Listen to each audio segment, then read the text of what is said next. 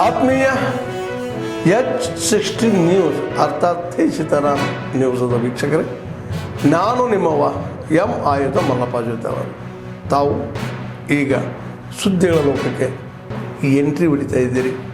ಈ ಸುದ್ದಿಗಳನ್ನು ಪ್ರತಿಯೊಂದು ನೋಡೋ ಜೊತೆಗೆ ನಿಮ್ಮ ಅಭಿಪ್ರಾಯಗಳನ್ನು ಹಂಚ್ತಾ ಇರಿ. ಯಾಕಂದರೆ ಈ ಸುದ್ದಿಗಳು ನಿಮಗಾಗಿ, ನಿಮ್ಮ ಬದುಕಿಗಾಗಿ, ನಿಮ್ಮ ವೈಚಾರಿಕೆಗಾಗಿ, ನಿಮ್ಮ ತಿಳುವಳಿಕೆಗಾಗಿಯೂ ನಿಮಗೂ ಗೊತ್ತು. ಜೊತೆಗೆ ನಮಗೂ ನಿಮ್ಮೊಂದಿಗೆ ಇದೊಂದು ಮಾತಾಡುವಂಥ ಜೊತೆಗೆ ಸುದ್ದಿಗಳನ್ನು ಬಿಡುವಂಥ ಕೆಲಸ. ಈ ಕೆಲಸದಲ್ಲಿ ನಾವು ನಿಮ್ಮೊಂದಿಗೆ ಇದ್ದೀವಿ ಅಂತ ಹೇಳ್ತಾ ನೋಡ್ತಾ ಇರಿ ಸುದ್ದಿಗಳನ್ನು. ಯಾಕೆಂದರೆ ತುಂಬ journalism colleges are shutting down. Many young journalist are getting dejected and dropping out of journalism courses. ಇದು ಒಂದು ದೊಡ್ಡ ಸಂಕಟ. We are passing through this big crisis. But ಆದರೆ are we thinking enough about this crisis? Are we having enough solutions to deal with this crisis? Are we as journalists aware what will happen if these journalism colleges shut down? Who will take forward? Who will be the torchbearers of who will be the torchbearers of the fourth pillar of the democracy? So we are working towards creating an awareness with the help of ಯಾವ ರೀತಿ social ಸೆಕ್ಯೂರಿಟಿನ ಸಹಾಯ ಮಾಡಬೇಕು ಅಂತ ಹೊರಟಿದೆ. ಹಂಗೆ ಜನರ ಬದುಕಿಗೆ ಸರ್ಕಾರ ಸಹಾಯವನ್ನು ಮಾಡಬೇಕಾಗ್ತದೆ. ನೀವು ಕೂಡ ಕರ್ನಾಟಕದ ಸ್ವಾಭಿಮಾನಕ್ಕೆ ಧಕ್ಕೆ ಬರೋ ರೀತಿಯಲ್ಲಿ ಇವತ್ತು ಬೆಂಗಳೂರು ಒಂದು ವಿಶೇಷವಾದಂಥ ಶಕ್ತಿ ಇವತ್ತು ಬೆಂಗಳೂರಿಗೆ, ಕರ್ನಾಟಕ ರಾಜ್ಯಕ್ಕಿದೆ. The quality of education, the quality of human resources, ಇಲ್ಲಿರೋಂಥ ಇಂಜಿನಿಯರ್ಸು, ಇಲ್ಲಿರೋಂಥ ಡಾಕ್ಟರ್ಸು, ನಮ್ಮಲ್ಲಿರೋಂಥ ಎಲ್ಲ ಥರದಲ್ಲೂ ಏನು ಒಂದು ಉತ್ತಮವಾಗಿದೆ, ಬಹುಶಃ ಎಲ್ಲೂ ಕೂಡ ಇಲ್ಲ ಅಂಥದ್ದು. ಮಾಧ್ಯಮದಲ್ಲೂ ಕೂಡ ತಾವು ನೀವೇನು ಯಾರು ಬಾಂಬೆಲಿರೋಂಥ ಇವ್ರಿಗೆ ಟಿ ವಿ ಆ್ಯಂಕರ್ಸ್ಗಿರ್ಬೋದು, ಅಲ್ಲಿರೋಂಥ ಮೀಡಿಯಾ ಆಗಿರ್ಬೋದು, ಡೆಲ್ಲಿಲಿರೋಂಥ ಮೀಡಿಯಾಗೆ ಯಾರು ಕಡಿಮೆ ಏನಿಲ್ಲ. ಬಟ್ ಏನಪ್ಪ ಅಂದರೆ head quarters, financial capital, political head quarters ಕೆಲವೆಲ್ಲ ಬದುಕ್ತಾ ಇದ್ದಾರೆ. ಹಂಗೆ ನಿಮ್ಮಲ್ಲೂ ಕೂಡ ಇವತ್ತು ಒಂದು ದೊಡ್ಡ ಶಕ್ತಿ ಇದೆ. ನಿಮ್ಮಲ್ಲೂ ಕೂಡ ಯಾರಿಗೇನು ಕಡಿಮೆ ಇಲ್ಲ. ಅಕಾಡೆಮಿಕ್ಸ್ ನೀವು ಇಳುವರಿ ಮಾಡಿಕೊಂಡಿದ್ದೀರಾ, ಅದೇ ರೋಗಗಳು ಬರ್ತಾ ಇದೆ. ಸೊ ನಮ್ಮ ಆಹಾರ ಊಟ ಮಾಡೋಣ, ಈ ಒಳ್ಳೆ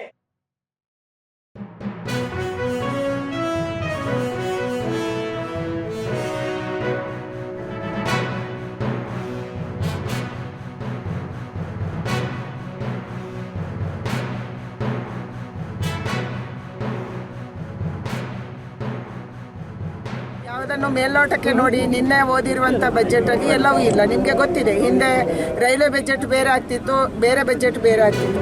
ಇವತ್ತು ರೈಲ್ವೆ ಬಜೆಟ್ ಬಗ್ಗೆ ಒಂದು ಸೆಂಟೆನ್ಸು ಹೇಳಿಲ್ಲ. ಹಾಗೆ ಅಂತೇಳಿ ರೈಲ್ವೆ ಯೋಜನೆ ಇಲ್ಲ ಅಂತ ಅರ್ಥನ ಇದಕ್ಕೆ? ಅದಕ್ಕೆ ಬಜೆಟಿನ ಕಾಪಿಯನ್ನು ಅದರಲ್ಲಿ ಯಾವ್ಯಾವ ಇಲಾಖೆಗೆ ಎಷ್ಟೆಷ್ಟಿದೆ ಅನ್ನುವಂಥದ್ದನ್ನು ನಾವು ಅಧ್ಯಯನ ಮಾಡಬೇಕಾಗಿದೆ. ನಾನು ನಿನ್ನೆ ಬಜೆಟ್ ಮಂಡನೆ ಆದ ತಕ್ಷಣ ಫ್ಲೈಟ್ ಹತ್ತಿದ್ದೀನಿ, ಅದಕ್ಕೆ ಅಧ್ಯಯನ ಏನು ಮಾಡಿಲ್ಲ. ಎಲ್ಲರಿಗೂ, ಎಲ್ಲ ರಾಜ್ಯಗಳಿಗೂ, ಎಲ್ಲ ಯೋಜನೆಗಳಿಗೂ ವಿಶೇಷ ಆದ್ಯತೆಯನ್ನು ಕೊಟ್ಟಿದ್ದಾರೆ. ಮುಖ್ಯವಾಗಿ 4 ಪಿಲ್ಲರ್ಸ್ ಬಗ್ಗೆ ಮಾತಾಡಿದ್ದಾರೆ. ಕೃಷಿಗೆ ಆದ್ಯತೆ ಕೊಡಬೇಕು, MSMEಗಳಿಗೆ, ಸಣ್ಣ ಉದ್ದಿಮೆದಾರರಿಗೆ ಆದ್ಯತೆ ಕೊಡಬೇಕು, ಇನ್ಫ್ರಾಸ್ಟ್ರಕ್ಚರ್ಗೆ, ಮೂಲಭೂತ ಸೌಕರ್ಯಗಳಿಗೆ ಆದ್ಯತೆ ಕೊಡಬೇಕು, ಮತ್ತು ಎಕ್ಸ್ಪೋರ್ಟ್ಗೆ ಆದ್ಯತೆ ಕೊಡಬೇಕು. ಅಂದರೆ ಅಗ್ರಿಕಲ್ಚರ್ ಪ್ರಾಡಕ್ಟ್ಸು, MSME ಮತ್ತು ಬೇರೆ ಉದ್ದಿಮೆಗಳದ್ದು ನಾವು ಎಕ್ಸ್ಪೋರ್ಟ್ಗೆ ಆದ್ಯತೆ ಕೊಡಬೇಕು. ಆವಾಗ ನಮ್ಮ ರೈತರಿಗೆ ಮತ್ತು ಉದ್ದಿಮೆಗಳಿಗೆ ಅನುಕೂಲ ಆಗುತ್ತೆ.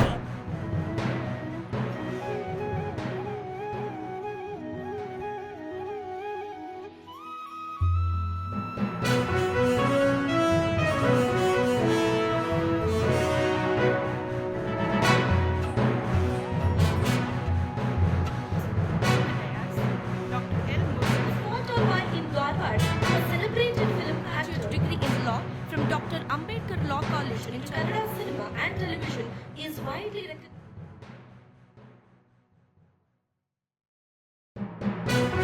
The world level,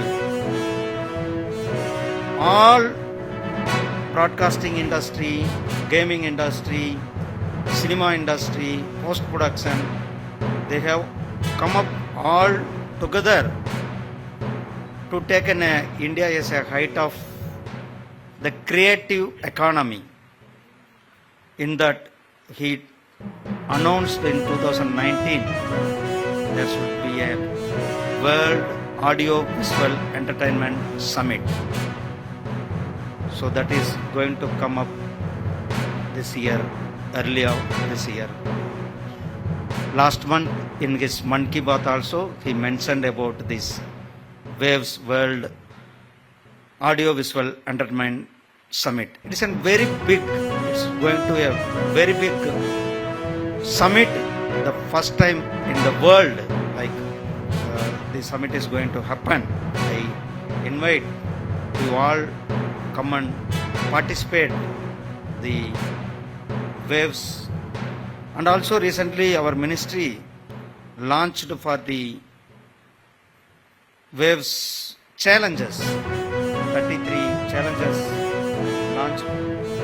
These 33 challenges we are working there, and they have all industry participants.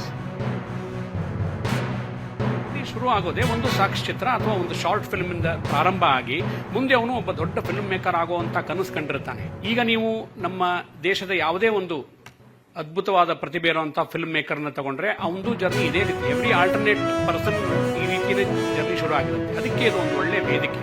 ಹೀಗಾಗಿ ನಮ್ಮ ದೇಶದಲ್ಲಿ ಅನೇಕ ಸಾಕ್ಷ್ಯಚಿತ್ರಗಳ ಒಂದು ಫೆಸ್ಟಿವಲ್ ನಡೀತಿದ್ರು. ನಮ್ಮ ದಕ್ಷಿಣ ಭಾರತದಲ್ಲಿ, ಅದರಲ್ಲೂ ವಿಶೇಷವಾಗಿ ನಮ್ಮ ಬೆಂಗಳೂರಲ್ಲಿ ಪ್ರಾರಂಭ ಆಗಿ ಈಗ ಮೈಸೂರಿಗೆ ಬಂದಿದೆ. ಮೈಸೂರಿನ ಇದಕ್ಕೆ ಬಹಳ ನಾನು ಯಾರ್ಯಾರು ಇದಕ್ಕೆ ಕಾರಣೀಕರ್ತರಾಗಿದ್ದಾರೋ ಅವ್ರನ್ನ ಅಭಿನಂದಿಸೋದಕ್ಕೆ ಇಷ್ಟಪಡ್ತೀನಿ.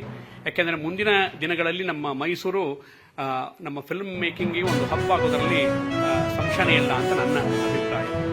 Tanmay, Germany.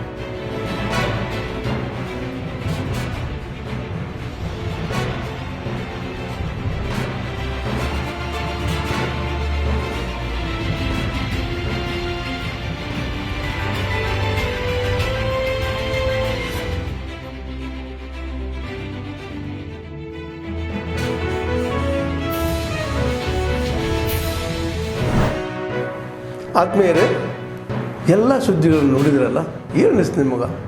ಇದರಲ್ಲೇ ನಿಮ್ಗೆ ಲೈಕ್ ಆಗಿರ್ಬೋದು, ಡಿಸ್ಲೈಕು ಆಗಿರ್ಬೋದು, ಕಾಮೆಂಟ್ ಬೇಡಪ್ಪ ಅಂತೂ ಅನಿಸಿರ್ಬೋದು, ಕಾಮೆಂಟ್ ಮಾಡಬೇಕಪ್ಪ ಅನಿಸಿರ್ಬೋದು, ಶೇರ್ ಮಾಡಬಾರ್ದಪ್ಪ ಅನಿಸಿರ್ಬೋದು, ಅದು ಮಾಡಬೇಕು ಅನಿಸಿರ್ಬೋದು. ಏನಾದರೂ ಆಗಲಿ ಶೇರ್ ಮಾಡ್ತಾಯಿರಿ, ಈ ನ್ಯೂಸ್ಗಳನ್ನ ಹಂಚ್ತಾ ಇರಿ, ಜೊತೆಗೆ ಇದಕ್ಕೆ ಸಬ್ಸ್ಕ್ರೈಬ್ ಆಗ್ತಾಯಿರಿ ಅಂತ ಹೇಳ್ತಾ H16 ನ್ಯೂಸ್ ಅರ್ಥಾತ್ ಹೇ ಸೀತಾರಾಮ್, ಇದು ಸತ್ಯದ ಕೈಗೆ ನಡಿ. ವಂದನೆಗಳು.